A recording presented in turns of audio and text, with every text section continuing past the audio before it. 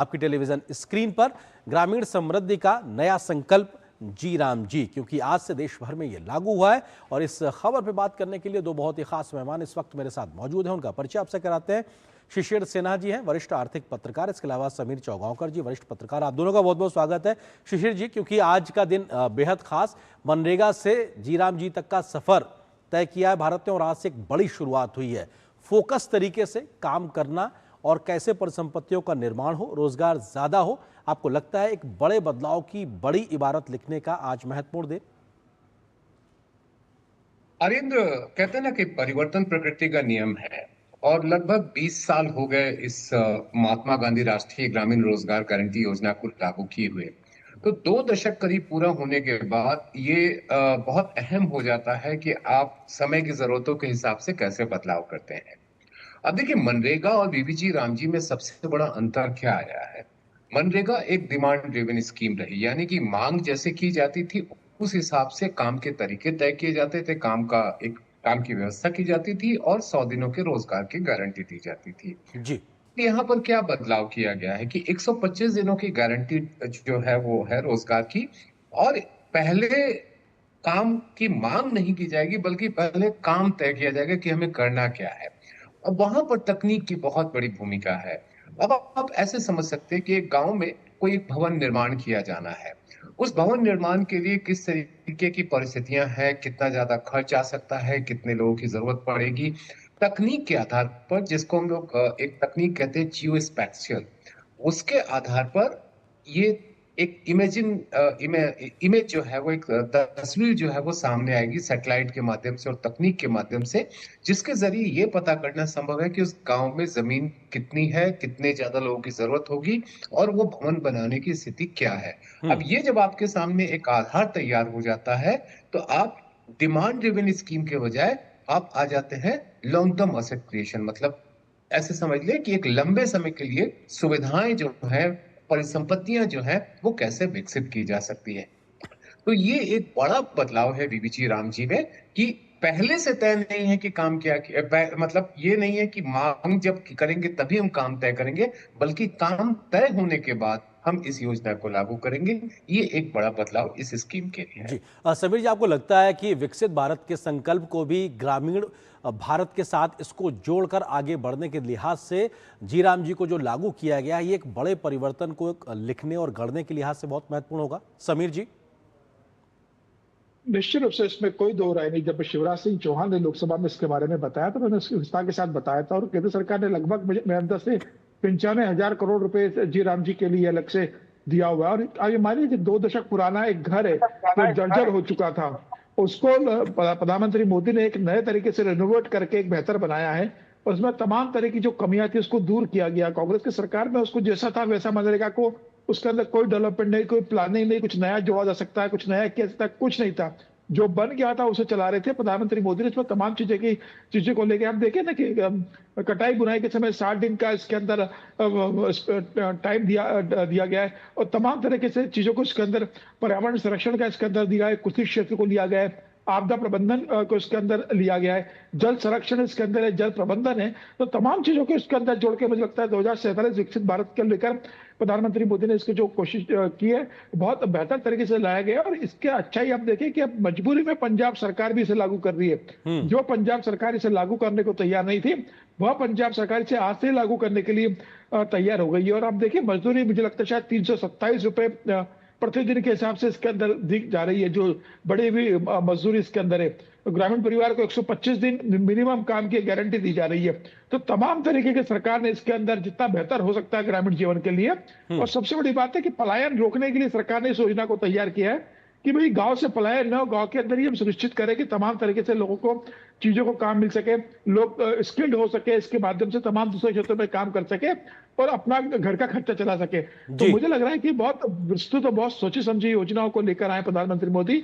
और मुझे लगता है कि अब सभी राज्यों को इसे लागू करना, जैसे पंजाब ही नहीं, विपक्ष के अन्य राज्य सरकारें भी इसे अपने यहाँ लागू करें तो ग्रामीण विकास के लिए और गांव के लोगों के लिए, मजदूरी के लिए बहुत बेहतर है। बिल्कुल। शिशिर जी, क्योंकि डिजिटल इंडिया का भी हम जिक्र कर रहे थे और ऐसे में तकनीक का इंटरवेंशन इस पूरी योजना में समाहित करके उसको पारदर्शी बनाना, रियल टाइम मॉनिटरिंग से इस बात की व्यवस्था करना और गतिशक्ति के साथ जोड़ के समयबद्ध तरीके से कार्यक्रमों को पूरा करना, आपको लगता है कि ये पहलू भी अपने आप में इसको और ज्यादा बेहतर और कारगर बनाता है? क्योंकि आपने डिजिटल इंडिया का जिक्र किया और आज वो एक दिवस भी है जब हम डिजिटल इंडिया की बात कर रहे हैं, तो तीन जो महत्वपूर्ण तथ्य इस योजना के तहत हैं, जिसमें हम लोग कहते हैं सैटेलाइट इमेजिंग, जीआईएस मैपिंग और जियो स्पेटियल। ये तीनों का कॉम्बिनेशन जो है वो इस बात को दर्शाता है कि कहाँ पर किस तरह की जरूरत है। अब एक गांव की बात करें, उस गांव में सड़क बनाई जानी है। सड़क बनाए जाने के पहले वहां पर परिस्थितियां किस तरीके की है, वो सैटेलाइट इमेजिंग, जीआईएस स्पेटियल और आपके जीआईएस टेक्निक के जरिए संभव हो पाएगा। उससे आपको फायदा क्या होगा कि आपके पास एक काम का खाका तैयार हो जाएगा। डिजिटल इंडिया, जो डिजिटल पब्लिक इंफ्रास्ट्रक्चर हम लोग डीपीआई की बात करते हैं, डीपीआई का ये एक बेहतर इस्तेमाल है। एक पहलू तो ये है।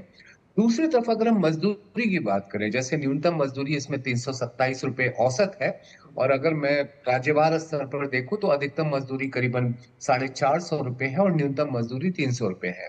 तो ये जो बार बार शिकायत आती थी कि मजदूरी जो भेजा जा रहा है वो लोगों तक पहुंच नहीं पा रहा है, उसका एक हिस्सा बीच में ही रह जा रहा है। तो डिजिटल इंडिया की वजह से एक सबसे बड़ा फायदा ये होगा कि पूरी की पूरी जो रकम है वो एक लाभार्थी तक पहुंच सकती है। तो हम्म। ये डिजिटल इंडिया का दूसरा इस्तेमाल जो है। अब तीसरी जो सबसे बड़ी बात है कि आप जब इतनी बड़ी रकम खर्च कर रहे हैं, 95,95,000 करोड़ रुपए, जो 2026-27 का है, और अगर मैं 30,000 करोड़ रुपए मनरेगा का जोड़ लूं, जो कि 2026-27 में उसका भी प्रावधान किया गया जी। है, तो 1.25 लाख करोड़ रुपए आप इस योजना पर खर्च कर रहे हैं। वो 1.25 लाख करोड़ का आउटपुट क्या आता है, ये भी आपको ध्यान में रखना है। उसके जरिए अगर आप एक लंबे समय की परिसंपत्ति का निर्माण करते हैं, चाहे वो भवन के जरिए हो, विद्यालय का भवन हो, सड़क बनाने की बात हो, ये हम्म। उसका बहुत बड़ा फायदा होगा। और एक आखिरी बात इसमें यह है कि तमाम योजनाएं अलग अलग साइलोज में काम करती हैं, यानी कि अपने अपने तरीके से काम करती है। आप देखिए, प्रधानमंत्री ग्राम सड़क योजना है, जी। जीविका योजना है, आप लखपति दीदी योजना है, सब अपने अपने तरीके से अलग अलग काम कर रही हैं। इसमें एक फायदा ये होगा कि सभी को एक संयोजित तरीके से चलाने में मदद मिलेगी। तो ये तीन पहलू है। जी। डिजिटल इंडिया के जरिए आप कैसे इसका इस्तेमाल करें, और हम्म। जो सामाजिक ढांचा है वो और कैसे मजबूत कर सके। बिल्कुल। समीर जी, क्योंकि इस प्रावधान को लेकर, इस कानून को लेकर जब मोदी सरकार आई तो कई प्रकार का राजनीतिक विरोध भी देखने को मिला, लेकिन अब जब आज ये देश में इसका लागू करने का दिन है, तो ऐसे में एक पहलू ये भी साफ तौर पे निकल के आता है कि साहब, जो हमारी ग्राम पंचायतें हैं उनका एक बृहद और बड़ा हुआ रोल इस पूरे कानून और इस प्रावधान के माध्यम से लागू होगा। उनका जो तय करने का जो अधिकार है व्यवस्थाओं में, योजनाओं को लेकर, वो बढ़ जाएगा। तो कम से कम ये भी पंचायतों के सशक्तिकरण के लिहाज से एक बड़ा पहलू। निश्चित रूप से इसमें कोई दो राय नहीं। और 2014 में जब प्रधानमंत्री नरेंद्र मोदी ने देश की बागडोर संभाली थी, तब उन्होंने बहुत स्पष्ट शब्दों में कहा था कि भाई, जब तक गांव का विकास नहीं होगा, ग्रामीण क्षेत्र का विकास नहीं होगा, गांव के लोगों को रोजगार उपलब्ध नहीं होगा, तब तक देश विकसित नहीं हो पाएगा। और मुझे लगता है कि 2047 विकसित भारत की बात जो प्रधानमंत्री मोदी कर रहे हैं, तो उनका पूरा फोकस ग्रामीण क्षेत्र की तरफ है। वो इस बात को जानते हैं कि भाई एक बड़ी संख्या गाँव के अंदर रहती है, और जब तक हम उन्हें मुख्य धारा में लेकर नहीं आएगी, उन्हें साधन संसाधन सुविधा नहीं दी जाएगी, उनको रोजगार नहीं दिया जाएगा, उनको काम करने के लिए बेहतर इंफ्रास्ट्रक्चर नहीं दिया जाएगा, देश विकसित नहीं हो सकता। तो मुझे लगता है कि वो उसी दिशा में एक बड़ा कदम होगा। और फिर डायरेक्ट बेनिफिट ट्रांसफर का जिस तरीके से प्रधानमंत्री मोदी ने पूरे देश के अंदर एक आंदोलन कह सकते हैं चलाया, और आज 99% पेमेंट उसी के माध्यम से हो रहे, तमाम सरकारी योजनाओं के पैसा डायरेक्ट खाते के अंदर जा रहा है। बीच के बिचौलियों की और दलालों की भूमिका पूरी तरीके से केंद्र सरकार ने खत्म कर दी है। अब सीधा जो काम करता है उसके अकाउंट में पैसा जाता है। एक बड़ी भूमिका रही है, और मुझे लग रहा है कि सभी राज्यों में जाएगी। अब मुझे लगता है कि इस लगातार अगर ईमानदारी से राज्य सरकार इसे करवाए, केंद्र सरकार पैसा देने वाली 60-40 का रेशो, कहीं 90-10 का रेशो है, राज्य सरकार को जो पैसा जिस काम के लिए मिलेगा वो उसी काम में अगर खर्च करे, वो व्यवस्थित रोजगार दे, तो मुझे लग रहा है कि पलायन भी रुकेगा और लोगों को रोजगार भी मिलेगा। और यह एक बहुत शानदार स्कीम है। मनरेगा से बहुत विस्तृत रूप से इसको बनाया गया है, तमाम कमियों को दूर किया गया है, तमाम लीकेज को रोका गया है, और मुझे लगता है कि बहुत बेहतर होगा भविष्य के लिए। जी शिशिर जी, क्योंकि जीराम जी की हम जब बात कर रहे हैं तो इसमें बुआई और कटाई के पीक सीजन में 60 दिन के विश्राम अवधि का जिक्र भी किया गया है। ये भी एक गंभीरता और व्यवहारिक सोच को दिखाता है कि इससे हमारी कृषि की गतिविधियों पे असर ना पड़ने पाए। इस सोच का भी दूरगामी असर हमारी ग्रामीण अर्थव्यवस्था पे दिखाई पड़ेगा। बिल्कुल अरिंद, एक छोटी सी बात और जोड़ना चाहूंगा जो जी। अभी समीर जी कह रहे थे कि किस तरीके से, जो आपका प्रश्न था ग्राम पंचायतों को लेकर के, आप यदि 2015 में नीति आयोग के गठन का जो प्रस्ताव था उसको अगर याद रखें, तो उसमें ये कहा गया था कि हमें टॉप्स डाउन अप्रोच के बजाय बॉटम्स अप अप्रोच लेना है। यानी कि दिल्ली से बन करके योजना गांव में जाए, उससे बेहतर है कि गांव एक योजना बना करके दिल्ली को भेजे और फिर उसके हिसाब से उस पर काम हो। हम्म। ये जो पीवीजी राम जी है उसका एक स्वरूप है जिसको हम लोग कहते हैं बॉटम्स अप अप्रोच। अब जो दूसरा आपका प्रश्न है कि जो फसली व्यवस्था की, देखिए ये योजना 1 जुलाई से लागू की गई है और 1 जुलाई ये एक ऐसा समय है जब बुआई का समय है। जैसे जैसे मानसून की रफ्तार बढ़ेगी बुआई में तेजी आएगी और ये एक परीक्षण भी हो जाएगा कि ऐसे समय में जब गांव में आपको ज्यादा लोगों के रोजगार की जरूरत होती है, उस समय में इस व्यवस्था से कैसे उसके ऊपर अमल किया जा सकता है, उसमें क्या क्या चीजें कमी रह सकती है, क्या क्या सुधार करने की जरूरत है, वो आप अगले वर्ष यानी कि 2027-28 में देखेंगे कि बीवीजी राम जी में कुछ बदलाव हुए। ये जो अगले 3 महीने हैं, ये बीवीजी राम जी का एक परीक्षण समय है और जी। ये परीक्षण समय के नतीजे जो है वो इस योजना को और बेहतर स्वरूप में लाने की एक कोशिश होगी, जो हम 2027-28 और उसके आगे के वर्षों में जी। देखेंगे। समीर जी, क्योंकि जब हम तमाम सामाजिक आर्थिक योजनाओं का जिक्र करते हैं तो उसमें आधी आबादी की चिंता भी खास तौर पे नजर आती है। डिजिटल इंडिया की बात में खास तौर से महिला का जो एसएचजी ग्रुप हैं वो कैसे ज़मीन पे बेहतर काम कर सकें, उनके लिए मौके हो सकें, उस पर मॉनिटरिंग के लिहाज से शी लीव्स करके मोबाइल ऐप का बनाया जाना और लखपति दीदी का इस पूरे मिशन को तेजी से आगे बढ़ाना, आपको लगता है कि आधी आबादी के लिए भी मोदी सरकार की पूरी चिंता नजर आती है?